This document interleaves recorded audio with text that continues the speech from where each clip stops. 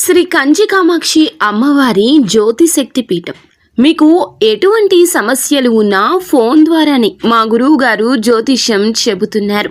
భార్యాభర్తల కలహాలు, ప్రేమించిన వారు దూరం కావడం, డబ్బు, వ్యాపార సమస్యలు, పెళ్లి కుదరకపోవడం, సంబంధాల సమస్యలు, గ్రహ దోషాలు, భూమి వాస్తు దోషాలు, విదేశీ ప్రయాణం కోసం, ఆరోగ్య సమస్యలు, కుటుంబ సమస్యలు, లక్ష్మీ శాంతి, గృహశాంతి, వివాహం ఆలస్యం కావడం, స్త్రీ పురుష వశీకరణం, నాగదోష నరఘోష సమస్యలు, సినీ ఫీల్డ్ గురించి, విడాకులు, కోర్టు సమస్యలు, రియల్ ఎస్టేట్ సమస్యలు, రాజకీయం, ప్రమోషన్ గురించి, శత్రు వశీకరణ, చెడు ప్రయోగాలు. మీరు ఎక్కడెక్కడో జ్యోతిష్యం చెప్పించుకుని అది నెరవేరలేదని బాధపడుతున్నారా?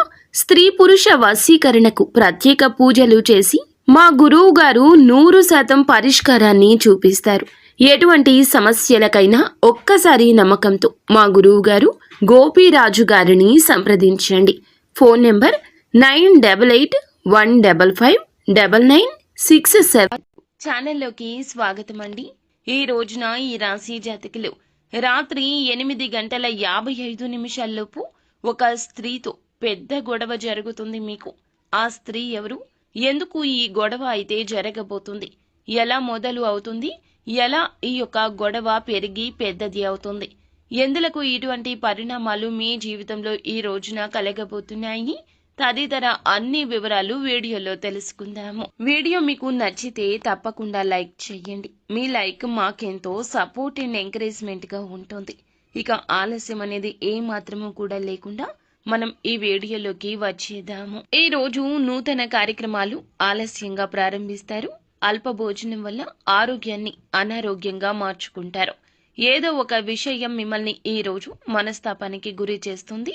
వీలైనంత వరకు కూడాను అసత్యానికి దూరంగా ఉండడం మంచిది. అనవసరపు భయాందోళనకు లోనవుతారు. గ్రహ సంచారం సామాన్యము. శ్రమించిన ఫలితం అంతంత మాత్రమే. కార్య సాధనకు మరింత శ్రమించండి. మొదలు పెట్టిన పనులండి మధ్యలో ఆపేయదు. ముఖ్యంగా కొంతమంది వ్యక్తుల కలయిక ఈ రోజు వీలు పడదు, కావున అశ్రద్ధ వహించొద్దు. మీ ఆలోచనల్లో మార్పు వస్తుంది. మొండిగా అడుగు వేస్తారు. పెద్దల ప్రోత్సాహకం ఉంటుంది. రావాల్సిన ధనం అందుతుంది. ఖర్చులు తగ్గించుకుంటారు. అకస్మాత్తుగా ప్రయాణం చేయాల్సి రావచ్చు. ఒకరి వద్ద వాహనం తీసుకుని నడపొద్దు, ప్రమాదము. మీరు వాహనాన్ని ఉపయోగించేటప్పుడు చాలా జాగ్రత్తగా ఉండండి. సానుకూల ఫలితాలే ఉన్నాయి. జీవిత భాగస్వామి మీతో ఏదో ఒక విషయంలో వాదించే అవకాశం ఉంది.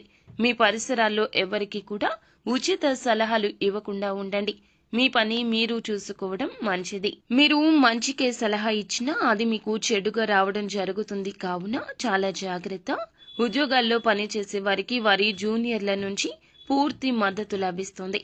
మీ ప్రణాళికలు ఏమైనా పరిష్కరించబడొచ్చు. ప్రభుత్వ పథకాల్లో డబ్బు పెట్టుబడి పెడితే మంచి లాభాన్ని ఇస్తుంది. దినచర్య కొంచెంగా అస్తవ్యస్తంగా ఉండొచ్చు. గొప్పలు చెప్పుకునే ధోరణి నివారించండి.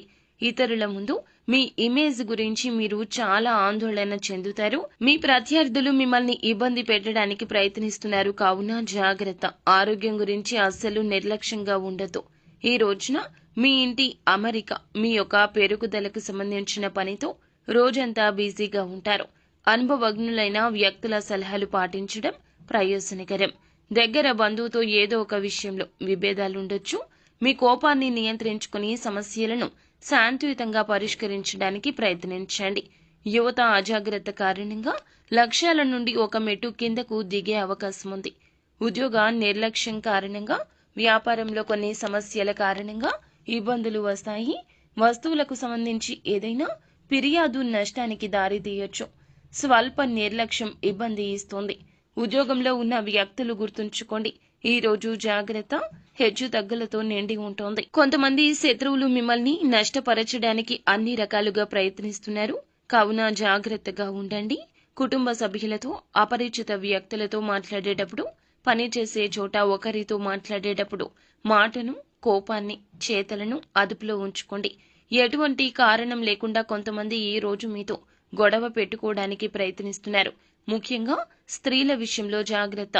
ఒక స్త్రీ ఈ రోజున అకారణంగా మీతో గొడవ పడుతుంది. వారు స్త్రీ అవడం వలనే ఈ యొక్క గొడవ పెరిగి పెరిగి పెద్దది అవుతుంది. సమాజంలో స్త్రీ పట్ల ఉన్న పెద్ద చూపే ఇందులకు మూల కారణమవుతుంది. వారు ఏది చెప్పినా ముందుగా అందరూ గుడ్డిగా నమ్మేస్తారు. కావున మీ పైన ముందుగా ఇబ్బందులు వస్తాయి, నిందలు పడతాయి. మీరు స్త్రీలు అయినా పురుషులు అయినా ఒకరు మీ మీద ఏదైనా నింద వేస్తే ముందుగా సమాజం నమ్మేస్తుంది.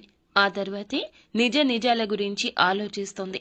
కావున గొడవలకు చాలా దూరంగా ఉండండి.